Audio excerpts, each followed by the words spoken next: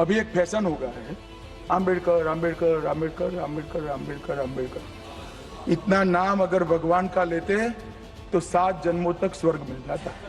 मुर्दाबाद मुर्दाबाद अमित शाह मुर्दाबाद मुर्दाबाद मुर्दाबाद अमित शाह मुर्दाबाद। जय जय जय जय भीम, जय भीम जय भीम, जय जय जय जय जय भीम, जय भीम जय भीम। मुर्दाबाद मुर्दाबाद अमित शाह मुर्दाबाद मुर्दाबाद मुर्दाबाद अमित शाह मुर्दाबाद मुर्दाबाद मुर्दाबाद मुर्दाबाद अमित शाह मुर्दाबाद। ये लोग यूरोपियन लोग हैं, अमित शाह यूरोपियन लोग हैं, इनका डीएनए यूरोपियन से मिलता है। बाबा साहब के आज से अमित शाह की स्वर्गवास हो गई। बाबा साहब का अपमान यानी अमित शाह का स्वर्गवास, अमित शाह के स्वर्गवास हो गई। आज हम लोग आज अमित शाह का पुतला फूंक दिए मुजफ्फरपुर सोनिया टावर पर। ये गोडसे का नाजायज औलाद था, इसको स्वर्ग में भेज दिए है।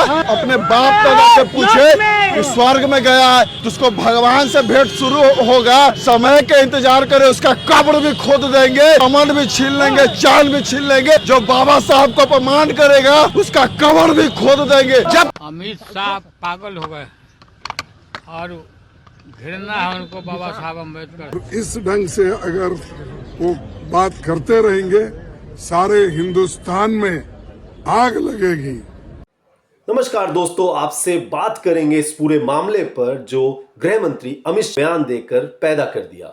दोस्तों, आप उम्मीद कर रहे होंगे कि शायद भाजपा या उसके बड़े नेता माफी मांगेंगे, गृह मंत्री भी माफी मांगेंगे बाबा साहब के अपमान पर, लेकिन उन्होंने ऐसा कतई नहीं किया, बल्कि मल्लिकार्जुन खड़गे पर तंज भी कसा और कुछ भी हो जाए इस्तीफा तो नहीं देंगे। प्रधानमंत्री मोदी ने भी उनका समर्थन करते हुए आरोप हमेशा की तरह कांग्रेस पर ही मढ़ा, चाहे वे प्रकाश अंबेडकर हो, बाबा साहब के पोते या कोई और।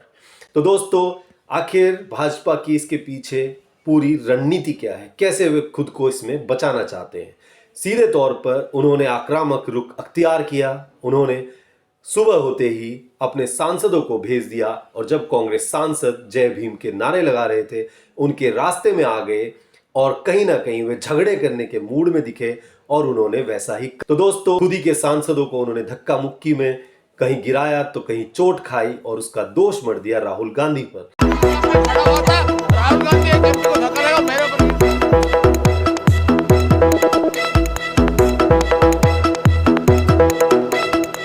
दोपहर 12 बजे से रात 8 बजे तक प्रताप सारंगी के सिर पर लगी पट्टी कुछ ऐसे बढ़ती चली गई। पहले सिर्फ एक छोटी मरहम पट्टी सिर पर लगी दिखाई देती है, शाम तक ये पट्टी बढ़ते बढ़ते पूरे सिर पर बंधी दिखाई देती है। अब जाहिर तौर पर राहुल गांधी फौलादी सीने वाले हैं, दादी इंदिरा गांधी और राजीव गांधी की तरह। आपके कैमरा में होगा, ये पार्लियामेंट की एंट्रेंस है, इसमें मैं अंदर जाने की कोशिश कर रहा था तो बीजेपी के एमपी जो थे वो मुझे ऐसे रोकने की कोशिश कर रहे थे, धकेल रहे थे और मुझे धमका रहे थे, तो वो हुआ है बस।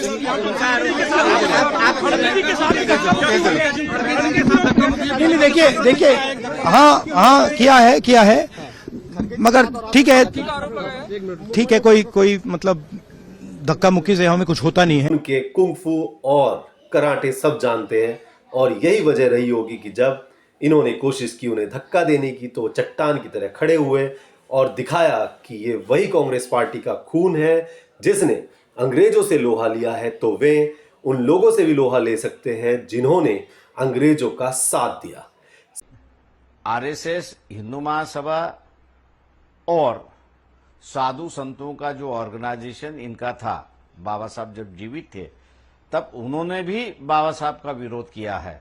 नहीं, भाजपा बैकफुट पर आ गई और एक बार फिर उन्हें मुंह की खानी पड़ी। कांग्रेस के कार्यकर्ता जोश में हैं। भारतीय जनता पार्टी के नेता क्या सोच रहे हैं कि उनमें ही बोले कांग्रेसी की आशाएं, विकलांग अपंग हम भी लड़ सकते हैं। प्रियंका गांधी भी पीछे नहीं दिखी और भाई राहुल गांधी की तरह ही भिड़ गई।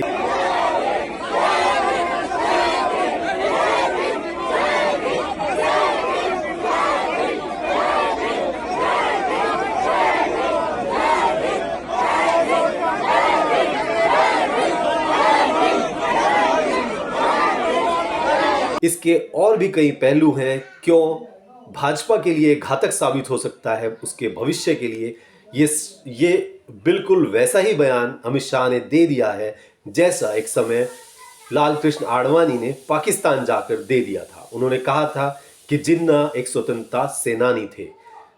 कहीं ना कहीं वो उनकी विचारधारा के बिल्कुल विपरीत था और जिसकी वजह से उन्हें अपने पद से भी इस्तीफा देना पड़ा था पार्टी के अंदर। अब We do not want war. If you want war, we accept your offer unhesitatingly. We will either have a divided India or a destroyed India. Shah ने कैसे गड़बड़ की है या गलती की है, या ये गलती भाजपा पार्टी के ऊपर कितनी भारी पड़ने वाली है, आप समझ सकते हैं कि बाबा साहब का कद कितना बड़ा है। उन्हें न केवल दलितों, शोषितों, वंचितों के लिए माना जाता है, महिलाओं के लिए उनका योगदान बेहद बड़ा है और सभी वर्गों में, चाहे वे अगड़े हों या पिछड़े हों, जिनमें ज़्यादातर लोग गरीब ही हैं और गरीब रहे हैं, दबाए जाते रहे हैं, उन सभी के सम्मान को बाबा साहब के संविधान ने ही बचाया है। तो बाबा साहब के विषय में उन्होंने जिस तरह से उन्हें एक हल्के में लेते हुए उनके नाम को जिस तरह से बोला है, उसकी हम एक बार फिर निंदा करते हैं और हम उम्मीद करते हैं, जैसे मल्लिकार्जुन साहब कर रहे हैं, कि वे माफ़ी मांगेंगे और एक संदेश देंगे कि हाँ, उनसे गलती हुई है और इस गलती के लिए वो पश्चाताप करना चाहते हैं।